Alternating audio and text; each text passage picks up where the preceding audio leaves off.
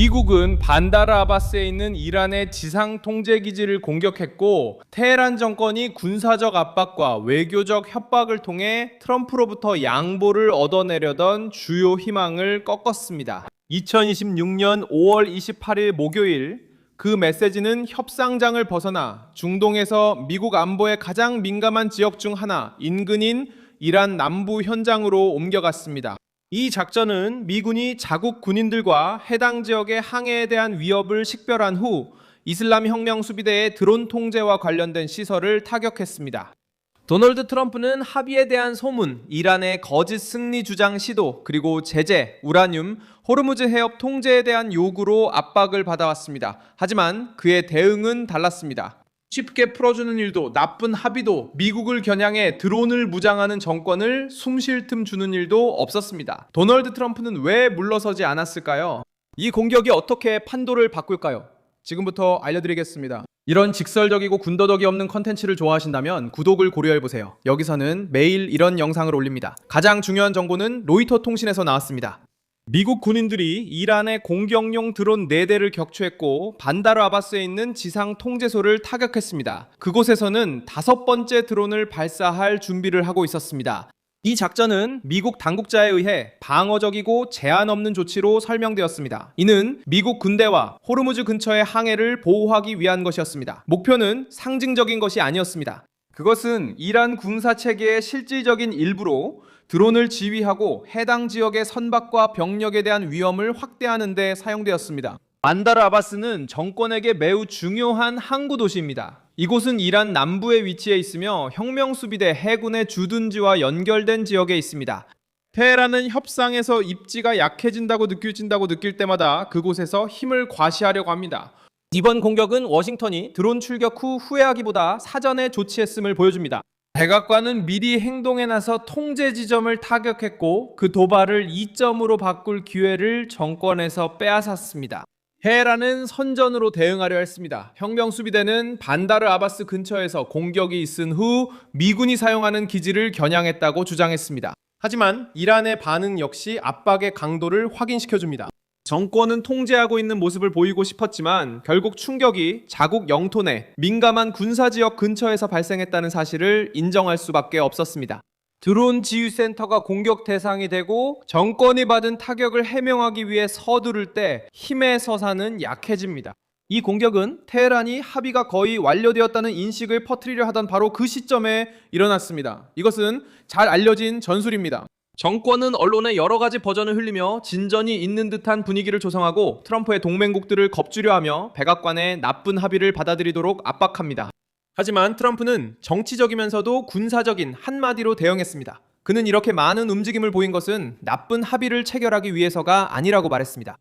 실제로 그는 진짜 앞받을 헛된 약속과 바꾸지 않겠다고 경고한 것입니다. 이란의 가장 큰 패배는 거부된 요구 사항들에 있습니다. 테헤란은 제재 완화, 자금 동결 해제, 농축 우라늄에 대한 더 긴 논의, 그리고 호르무즈 해협에 대한 어떤 형태의 영향력을 원했습니다. 도널드 트럼프는 거절했습니다. 도널드 트럼프는 이란이 고농축 우라늄을 넘겨야 하며 그에 대한 보상을 받을 수 없다고 말했습니다. 또한 러시아나 중국이 그 물질을 보관하는 아이디어도 거부했습니다. 워싱턴 입장에서는 우라늄의 위치만 바꾼다고 해서 위협이 해결되는 것은 아닙니다. 그렇게 하면 정권의 시간과 외교적 보호, 그리고 정치적으로 살아남을 구실만 줄 뿐입니다. 트럼프가 강경하게 나오는 이유는 간단합니다. 이란 정권은 단순히 시간을 벌려고 한 것이 아니라 숨 돌릴 여유를 사려고 했던 것입니다. 더 약한 제재는 자금을 제공하고 더 긴 시간은 재정비할 기회를 주며 호르무즈 해협에 대한 통제권은 위협할 수 있는 힘을 줍니다. 그리고 우라늄을 다른 강대국에 보내면 국제적인 보호막을 얻게 됩니다. 도널드 트럼프는 이 패키지를 간파하고 각각을 차단했습니다. 반다르 아바스에서 공격당한 기지는 바로 그 정치적 결정의 군사적 측면이 된 것입니다.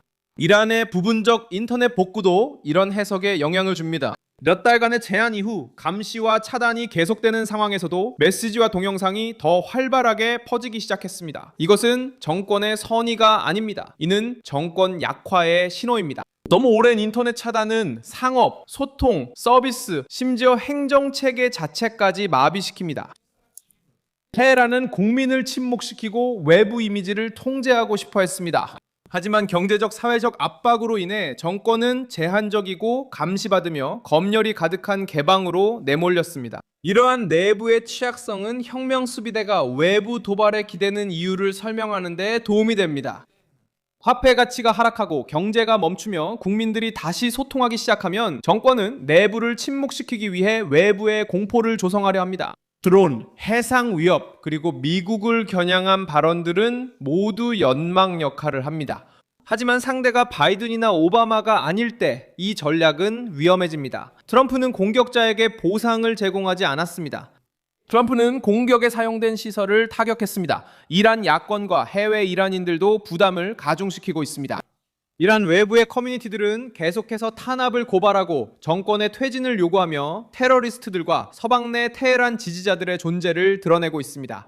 테헤란에게 이것은 문제입니다. 왜냐하면 공식적인 내러티브가 더 이상 국경 안에만 머물지 않기 때문입니다. 새로운 영상이 공개될 때마다, 고발이 퍼질 때마다, 그리고 해외에 있는 이란인이 목소리를 낼 때마다 정권의 가면은 힘을 잃어갑니다.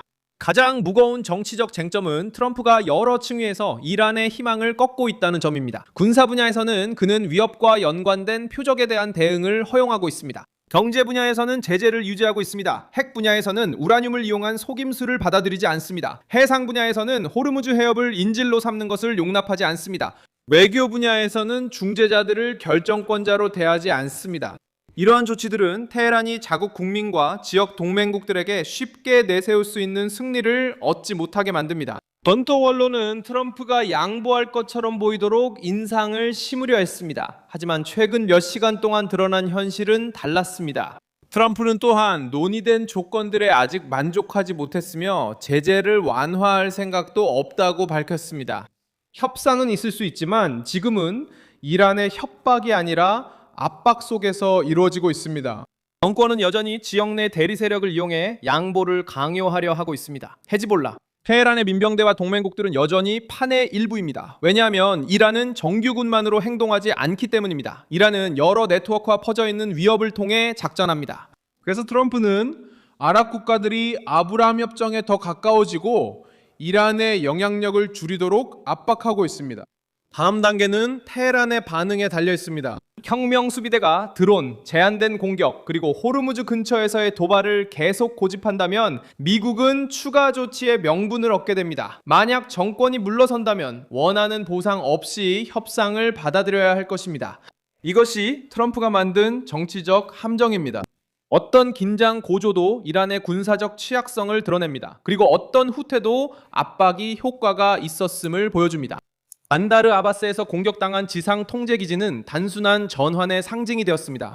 저는 밀손 알비스 글로벌입니다. 제 목적은 매일 진실로 여러분께 정확한 정보를 전해드리는 것입니다. 뉴스링크는 영상 설명란에 있습니다. 이 영상 좋아요와 채널 구독 부탁드리며 마지막에 댓글도 확인해 밀손 알비스 커뮤니티와 활발히 소통해보세요.